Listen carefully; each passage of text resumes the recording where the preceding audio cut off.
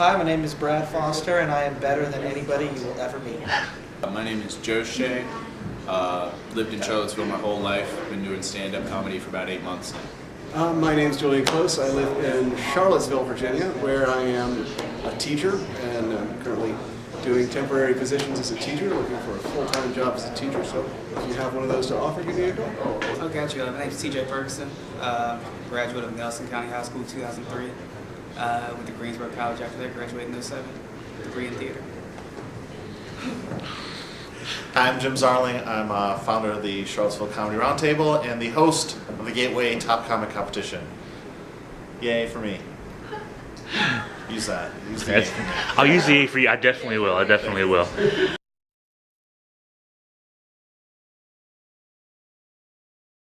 Everyone here about this lady in New York who's at Walmart, and they have all the merchandise covered until the 6 p.m. sale, because they're open, but you can't get the good stuff until 6 a.m. 6 a.m. They take the covers off, and she starts spraying people with pepper spray. I know, this makes joke writing easy when stuff like that happens. I don't have to write a joke. But like, what do you do Christmas morning when you're like, kids are opening up their presents, and you're like, Mommy had to blind 20 people to get that for you. Tell me about your own background in stand-up comedy. Well, a couple years ago, I wanted to do stand-up comedy, and someone in Charlottesville was doing a, what do you call it, a charity show, and they were like, if you got 5 minutes, just come and do your 5 minutes. And I did it, and I really liked it, and so he did it a couple months later, and I did another 5 minutes, and then I really, really liked it, and I'm like, you know what, I'm going to do an hour show. So I did an hour show. I called a place, they let me do it there, and did pretty good. And then I realized I have no idea what I'm doing long term, so I kind of formed the Charlottesville Comedy Roundtable. We're a bunch of comics, we get together, we help each other out, and you write material, you get feedback, and that way when you go on stage, you're not just testing out stuff that you don't know is not going to work. It's not as easy as just cracking a joke. I mean, tell me about what it takes to do this. It's not as stuff. easy for everyone else. For me, it's incredibly easy. It's yeah, I don't even write. I just kind of go up and start talking and see what happens. No, it's really hard. We found that because basically what happens, we have people coming to us and wanting us to help them. There's like a difference between being the funny guy in your group of friends and being funny on stage. And it's incredibly easy to be the funniest guy in your group of friends because you all know what they're going to laugh at. You guys all have the same taste. You're all buddies. But going in front of 50 strangers, 60 strangers, and getting them to laugh at you is incredibly difficult, because they all didn't see the same movies that you saw that you're referencing, and you actually have to write jokes. So, this lady, someone's filming with her camera, and this lady's like in there with like her shirt up and her pants down and just like half her crack showing. And then she turns around so like everyone sees her face. And when the frenzy's over, she's walking out with like 4 waffle irons. And I'm like, who? Like, all right, and like Christmas, I like to put a thought in everyone's gift and be like, oh, you know what, this would be perfect for this person. Who just like, everyone gets waffle irons? There you go. I put no thought into this. I found the cheapest thing I could find at Walmart on Black Friday. There you go. $2. Thanks, Grandma, $2 waffle irons. Actually, probably gave it to her. Grandma was like, when Grandma dies, I hope she leaves that to me. I love waffles. You can tell by my big ass crack. What is it like getting up in front of a stage? Because you don't, you may not know anybody in the crowd. Right. You have to relate real quick, though. Yeah. I find that for me, I've got like 30 seconds to 60 seconds to get everyone on my side. And if I tell like a really great joke that they all like, the rest of the show is easy, because they like, oh, this is Jim, this is where he's coming from, it's all downhill from there. If that 30 to 60 seconds goes by and they don't get that first joke, or they think I'm no good, it's incredibly difficult to get them back. I've done shows where I did a contest in North Carolina where I went entire 5 minutes to get one laugh. With material that I knew worked because I'd done it up here in Charlottesville. So a man is walking down the street with his young boy, and his young son, 7 years old, is flipping a quarter. And he looks up, swallows it. He's choking on the quarter, right? And the dad is like freaking out, and he gets out behind him. He's like, Heimlich. It's not coming up with a Heimlich maneuver, right? And this lady's across the street at a Starbucks, sipping a coffee. Very pursed lips. She wipes off her lips, goes over to the young boy, grabs him by the, the dangly parts, starts squeezing, and the boy's like, "Comb." Quarter flies out. Kid is saved. Man looks at her and he says, "Man, thank you so much. Are you a doctor?" She goes, "No, I'm a lawyer."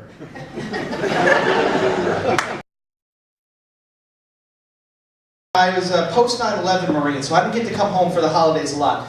I came home for the one Christmas I got to come home for. I get a call from a friend of mine, and she wants me to take her to her company Christmas party. But not as her date. I'm just there to keep other guys from hitting on her. Apparently, in addition to being America's finest fighting force, Marines are also America's male escort service.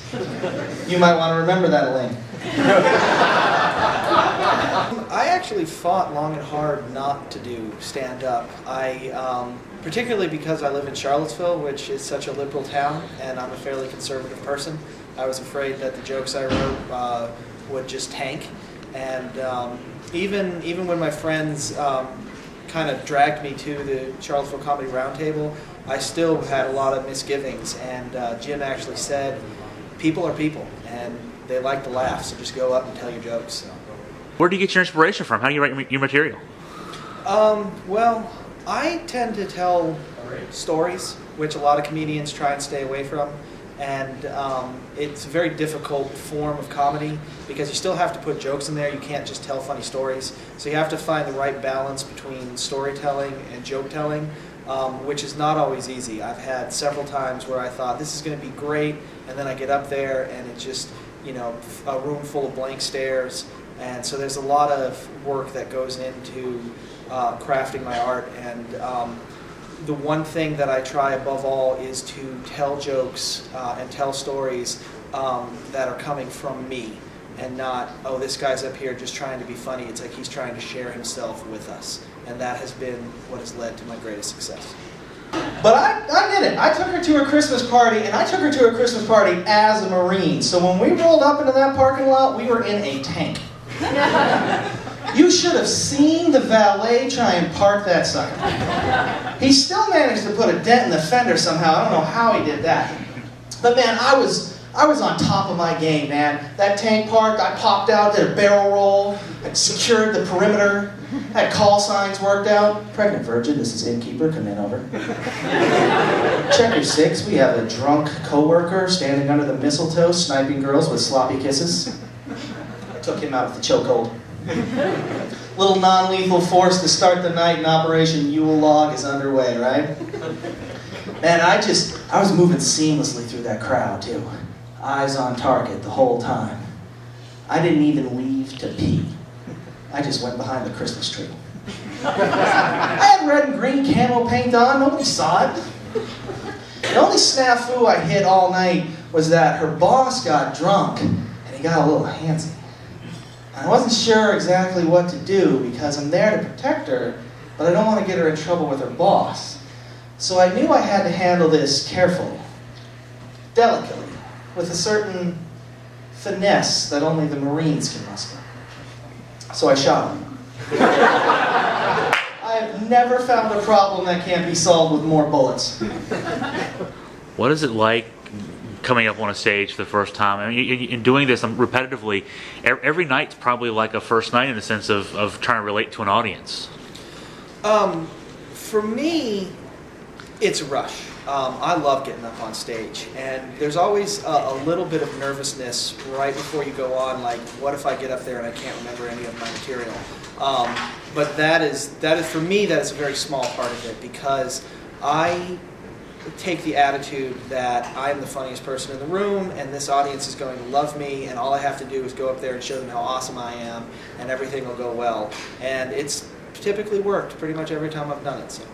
I love being a Marine too. It's such a rewarding feeling to tell people that I served in the Marine Corps and have them thank me. Not a lot of people get thanked for simply doing their job. It's an amazing feeling, but it does lead to a little one-upsmanship.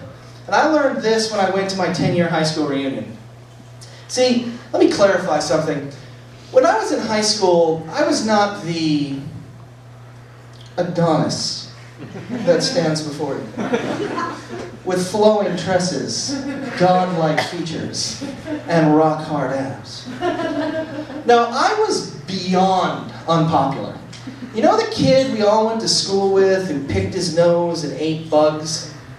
Well, even he wouldn't come to my birthday party. But I got mine at the high school reunion. Like, oh, you're an insurance adjuster, huh? I'm a Marine. We're attitude adjusters. I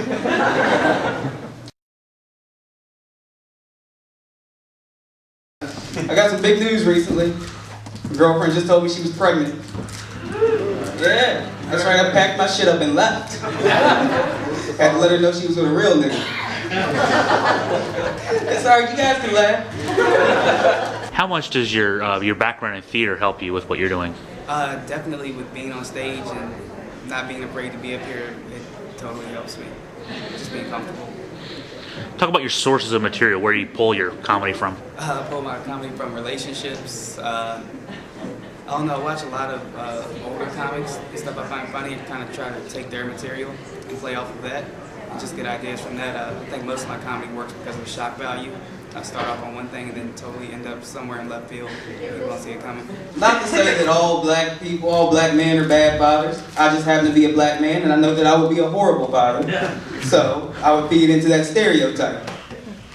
I'm just saying, if I got to choose between the Pampers and a new pair of Jordans, that's going to be a hard decision. But see, my dad's father, he's black, and he's been a great father. My dad beat my ass one time in my life. That was when he caught me standing on top of the toilet, pissing into the sink. That was 2 weeks ago. I was drunk. You say some things that, I'm sure people relate to, but then also, like, does TJ really think that? I mean, talk about performing maybe in front of a hometown crowd, so to speak. It's funny, especially when you got some family out in the audience and you're talking about some things you did in college that they might not necessarily know about. So it's weird, but at the same time, at the end of the day, it's comedy. You're going to touch on some sensitive subjects. You're going to say some things that not necessarily everyone might want to hear, but it's comedy. So it's not necessarily a way of life. It's just something to make people laugh. I look at being an alcoholic like this. As long as I have one friend who drinks more than I do, I feel like I'm safe. And I actually look at smoking weed the same way. I don't want to be that guy who smoked weed his whole life and people are like, what are you still doing, man? We're not in high school anymore. You gotta get over this. So as long as I have a friend who's older than me who still smokes, I feel like I'm fine. So I'd like to thank my grandpa for that. Disclaimer, I don't actually know if that's true. I don't normally clarify that, but he's actually here tonight, so I feel like I should specify I have no idea how much he smokes. I've watched comedy, been a fan of comedy my whole life, and in my group of friends, I've kind of always valued the laugh. I've always really prided myself in being the funny one. And it was something that I always wanted to do, but never really thought it was something that regular people just did, until one day I on a whim, Googled Charlottesville open mic, found Jim's show, and I just signed up to see what would happen. Talk about the transition, going from fan of comedy. In 8 months, you've been doing this now, and now being up on the stage in front of audiences. The first time was terrifying because I didn't know anybody, and I didn't know anything about what comedy was. I was just making it up, hoping that it would go well, and luckily it did. And since then, I've really become a student of it. I talk to all the comedians I can, I get all the advice I can. It's really something that I'm working hard at, just to learn as much as possible, because I really care about doing well, and I really care about being respected, not just by the audience, but by the other comedians who can look and say, that's a guy who's doing a good job, who really knows what he's doing. Grocery stores have something that's very frustrating to me. They have like MVP cards and customer loyalty, and it's a cool idea. I appreciate that, but I don't like the way they present it. Like when you go to check out, they'll tell you your total today is $52.87, and with your MVP card you save $2.13. Well, that's funny because it feels like I spent $52.87. Like I didn't. If I wanted to save money, I would have stayed home and eaten ramen, and I would have saved $52.87. If I get in a fight tonight and I tackle somebody and punch him in the face 27 times, I'm not going to get up and be like, you know, I could have punched you 30 times, right? Like I just saved you 3 hits to the face. You're welcome. Talk about your sources of material. It's my life. The vast majority of the stories I tell come from things that happen to me and make me laugh, and I write down on the post-it note. I almost never sit and think of something funny. I just try to convey what is funny to me in a way that everybody will understand. It may not shock you that I do not have a super luxurious job. I'm from Charlottesville. I work at a place called Bodo's Bagels because they don't drug test. And Bodo's has changed my perspective on something that I want to share with you guys, something to take with you. Anytime you see a baked good, any kind of like bread, pastry, bagel, whatever, there's a baker somewhere who took the time to bake that. And I want you to know that that baker hates you. I don't really have a punchline to this. How tough is it compared to what maybe you thought 8 months ago when you first did your first event? Parts are easy and parts are hard. I mean, well, the things that I expected to be hard, you know, you always have a little bit of stage fright. For some things, it's not as big a deal. I'm pretty nervous for tonight. Tonight's new ground for me in a lot of ways. But on the other hand, it's really not that difficult for me to come up with raw material. The difficult part is deciding how to edit it, how to, you know, this part worked, this part didn't. Honing it down into something more refined is really where I feel like I put the work in. The most frustrating thing to me is when someone comes in and asks me to help them order food. Like someone will come up to me and say, "How's the liverwurst?" It's great. Fuck you. Bye. Go away. All right. It's a hot redhead behind you. Let's keep the line moving. You're holding up the process. Who's indifferent on liverwurst? Like, you either love it or you don't think it's food. Don't ask me to give you your opinion on liverwurst. Better things to do. My favorite song to sing when I go Christmas caroling is "We Wish You a Merry Christmas." You're thinking, that's a little bland. Yeah, okay, but that's part of the reason I do it, okay? Because first of all, people hear you saying, "We wish you a Merry Christmas," and it's just like, oh, he's just saying, you know, we hope you're happy. That's great. Then you go into the second verse. "We wish you a lot of presents." He's thinking, oh, that's still good, right? Only now, materialism has begun to rear its ugly head. Then you get to the third verse. "Now, bring us a figgy pudding." So you see how you win there. All you had to do for them was make a wish.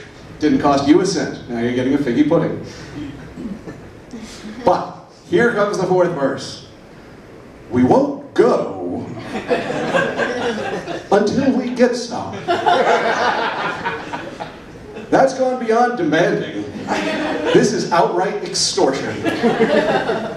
Do what we want, or we're going to punish you. And the thing we're going to punish you with is the presence of our horrible, horrible selves. What drew you to stand-up comedy?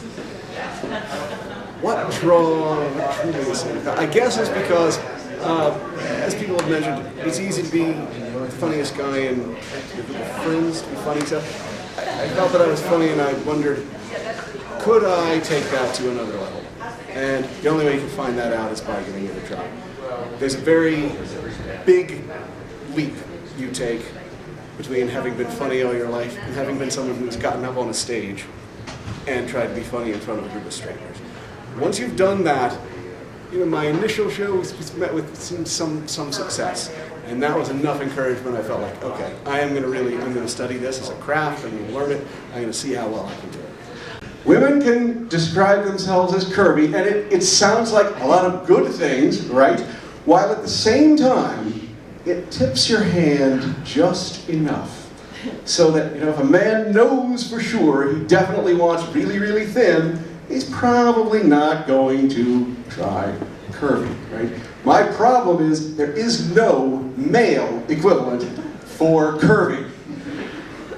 we have very, very few opportunities. Now, the truth is, I actually take judo now, and yet I have learned from the hateful glares that my physique is not necessarily what women are associating with the word athletic. Talk about your sources of material. You're a teacher, so there might be a lot, just to pull from the classroom there, but talk about your sources of material. And I pull from that as I pull from everything in my life. The way I find my material is by constantly watching my own thoughts and knowing when there's one person thinking and one person watching, and knowing when to stop the tape and say, wait a minute, that could be funny. But can it be something that will be funny to other people expressed on the stage? And every once in a while the answer is, I think it could be. And so then try to craft it into something. Sometimes it turns into a little joke, sometimes it turns into a 20-minute bit. You never know unless you attempt to craft it. On our first date, she invited me over to her house. It seemed cool to me, right? We shared a drink, and then the banter was above average, and then she mentioned, she had to get up in the morning and go to school, and so, suggesting that I should leave, right? So I began to sing. I won't go until I get some, I won't go until I get some.